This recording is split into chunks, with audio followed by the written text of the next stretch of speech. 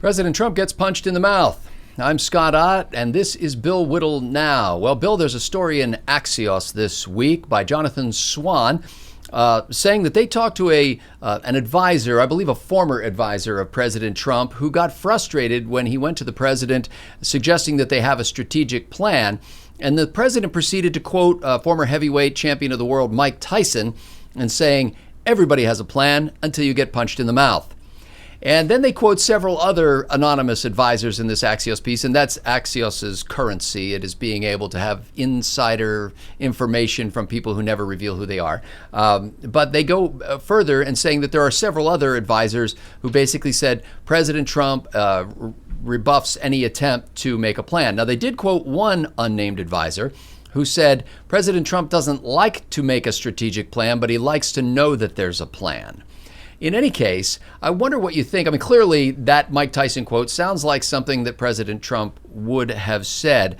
What do you think the American people think about a guy who is so loose and shooting from the hip that he rebuffs efforts to be engaged in planning, even in things like this budget shutdown? The allegation is he has no exit ramp for that.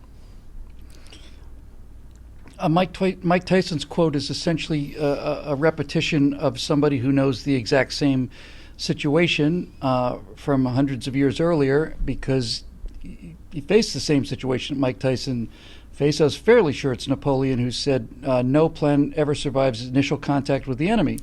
And there's another adage along these very same lines. It says that the enemy has a vote too. So what all three of them are basically trying to say is, you can plan for whatever hostilities, whatever encounter, you can plan for whatever operation you want.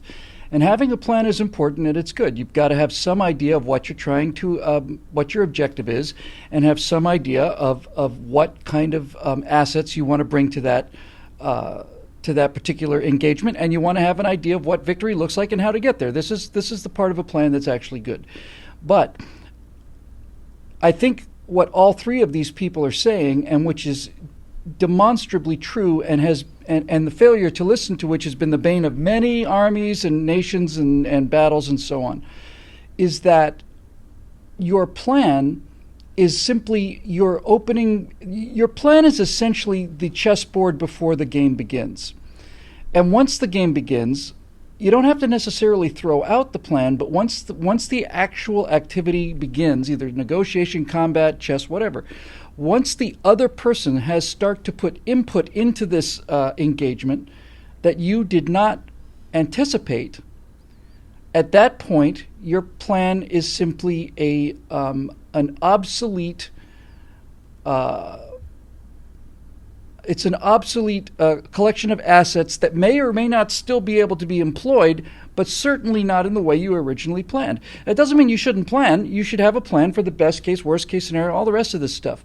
But when Donald Trump says that I don't lay out a lot of plans, what I suspect he's probably doing is essentially saying, I've been in the mayhem of negotiations for so long and have seen so many times people going into one of these things with a detailed plan that not only doesn't work, but inhibits your ability to deal with events in real time. And militarily, history is filled with these kind of things. The Japanese Imperial Japanese Navy, for example, was unbelievably fond of extremely intricate maneuvers with feints and reversals and sudden appearances that involved coordinating 4 different fleets spread halfway over the planet that had to arrive, in the case of Lady Gulf, had to arrive, within a half an hour of each other. And these kind of plans, when you sit there by yourself, just seem like, and then we'll have this decoy force, and then we'll have this other force, and they'll bite on this, and then we'll move here and do that. And the second that the U.S. Navy has a say and doesn't do exactly what they plan, the plan is not only now a disadvantage, the detail that went into the plan is keeping them from adjusting to the situation and forcing them into a series of ever worse decisions because of the rigidity of the plan and the rigidity of the idea of sticking to. We have to stick to the plan. We have to stick to the Schieffelin plan. We have to stick to this plan. Well, most of the coverage of President Trump, of course, is a mixed bag because it seems to say two things at once, and they attribute that to Trump a mixed bag, not being consistent himself. But on the Right. one hand, President Trump during his campaign said, I have a plan for ISIS, and reporters complained that he never released his plan for ISIS. Now, clearly, President Trump has done something about ISIS. Still, probably has never really stood up and revealed his overall plan. The second thing is he responded in a tweet. He said, I saw somebody on TV from the fake news Amazon Washington Post, as he calls it, who was saying that we have no plan for this budget showdown. There is a government shutdown plan. So he's saying, I have a plan. I'm not going to tell you what it is. And I think what grates his so-called advisors that are speaking anonymously is not so much that he doesn't have a plan, is that he does so much that is outside of what anybody could conceive to be a strategic plan. He's constantly going after what they view as distractions, and they're trying to rein him in. No? Well, now we're dealing with the difference between leaders and wonks. We're dealing with the difference between strategic and tactical thinkers versus staff officers who's responsible for planning and logistics. This is the difference between them, and in a city that is as wonkified as Washington is, where entire standing armies of people are hired to do nothing but make plans. Scott, that's essentially what most of these aides and advisors and stuff do, is they make plans, and the more detailed the plan is, the longer they're employed, and so on and so on and so on. So what Donald Trump said about ISIS is a perfect example of this phenomenon. Donald Trump says, I have a plan to defeat ISIS. Wonks here, I have a deployment plan that involves a 2-year deployment of these assets on this schedule, using this route and this base and so on. When in point of fact, Donald Trump's plan to defeat ISIS is his plan consists of, we're going to go out there and we're going to kill ISIS. How that happens is not really my concern. The plan is, we're no longer going to advise them that we're about to launch an airstrike on their convoy to give them a chance to get away so that they like us. Now we're going to actually go drop big bombs on these guys, and we're going to kill as many of them as possible. That's the new plan for ISIS, and how that plan is carried out is not up to me. That's actual leadership.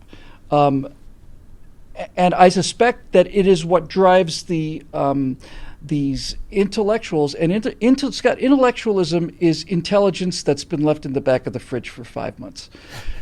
That's what intellectualism is. It's fermented intelligence. It's intelligence that's way past its sell date. And so intellectuals will look at a problem, and they will do what intellectuals do, which is create scenarios in their mind, and then the model becomes more important than the reality. We see this with the whole global warming climate change crowd, where if the computer predictions don't match the atmosphere, then the atmosphere is wrong.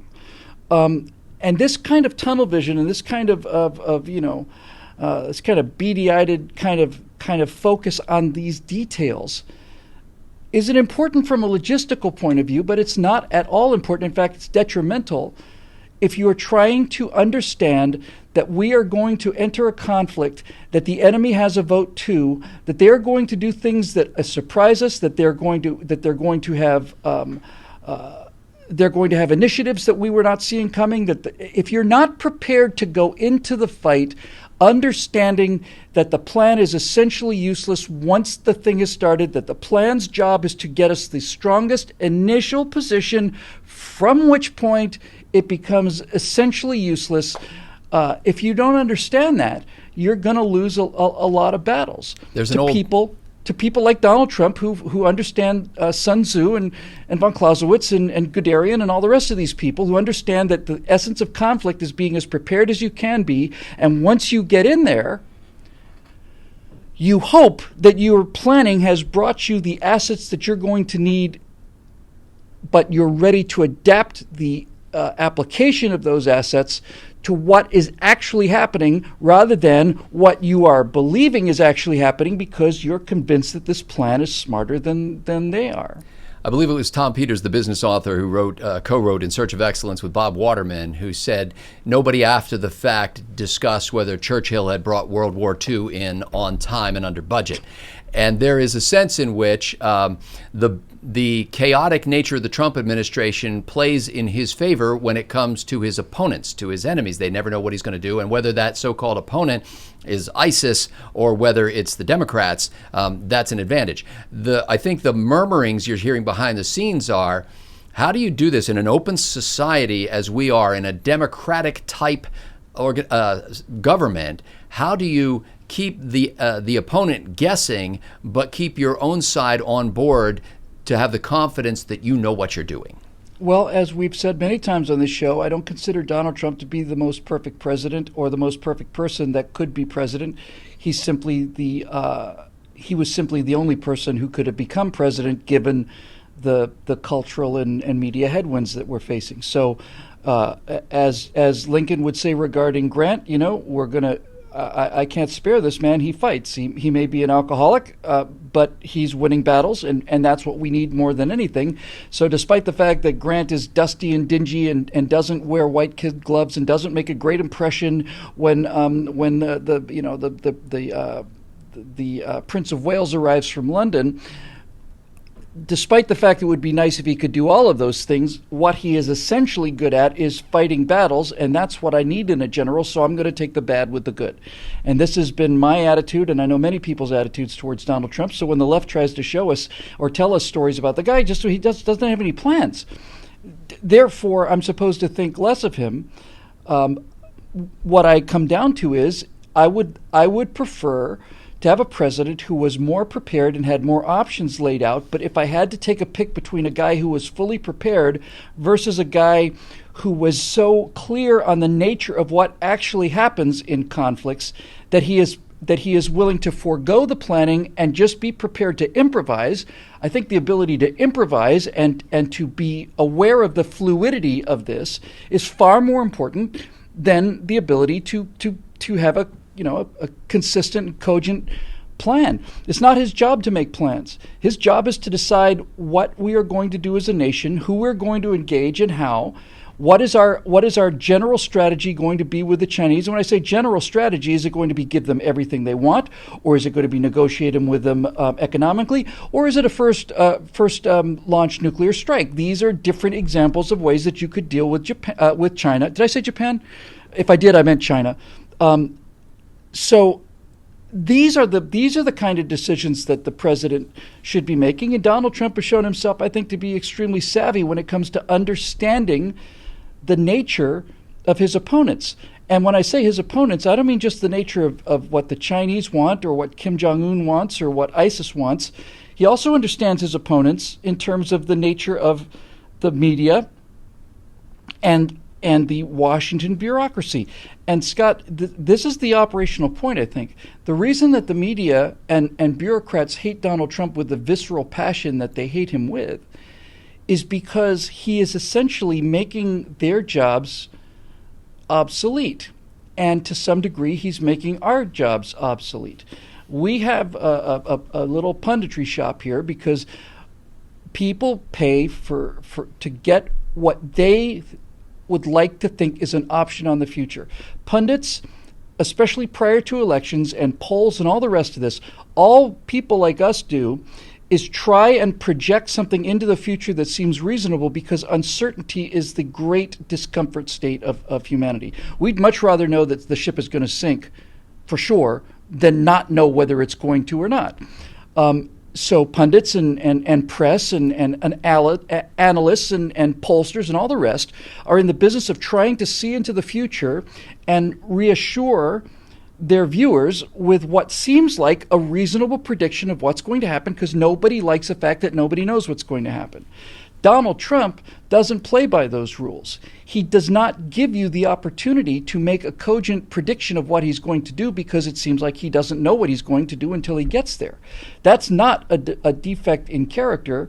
That is, in fact, the essence to winning is to be fluid enough to know what your objectives are and to have surprises not knock you off your perch or worse, keep you going down this ossified path, believing in a series of subparagraphs that were written by by wonks a year ago, 1,000 miles or half a world away from where we are in the here and now. So if the idea is I'm supposed to be terrified because Donald Trump doesn't get into too many detailed plans, unlike Barack Obama, who is the essence of the bureaucratic wonk, who has a detailed plan for everything, an absolutely detailed plan for every single thing. And Woodrow Wilson, we have a 14-point plan to guarantee that there will never be war again. And if we just follow these 14 points, then I think we can all agree that wars are things of the past. And every single person of goodwill and all of the ambassadors and all the statesmen agree. And the only people that don't agree with Woodrow Wilson are street artists by the name of Adolf Hitler, or thugs by the name of Benito Mussolini, or gangsters and murderers by the name of Joseph Stalin, who have their own opinion about the future that is not dependent on the white gloves and the hammer-tail frocks. Well, here at Bill Whittle Now, we have a plan, a strategic plan, and that strategic plan is to bring conservative principles to bear on the unpredictable news of the day, and to do that with alacrity, and to do that in the face of the best arguments that the left can throw at these principles. Those who have supported this plan, the members at BillWhittle.com, have facilitated these conversations, made it possible to produce this and disseminate it around the world, and we are grateful to them. If you'd like to join them, you can have a plan. Go right now to BillWhittle.com and click that Become a Member and choose a plan, which level of membership you'd like to have, basic or sustaining or producing member. And basically all of those are just how deeply committed are you to this enterprise? How deep do you want to go? How much do you want to be a citizen producer, not for what you get, but for what it can give to this country and to the world? We appreciate those members at BillWhittle.com who have made this possible. So for Bill Whittle, I'm Scott Ott. Thanks for watching.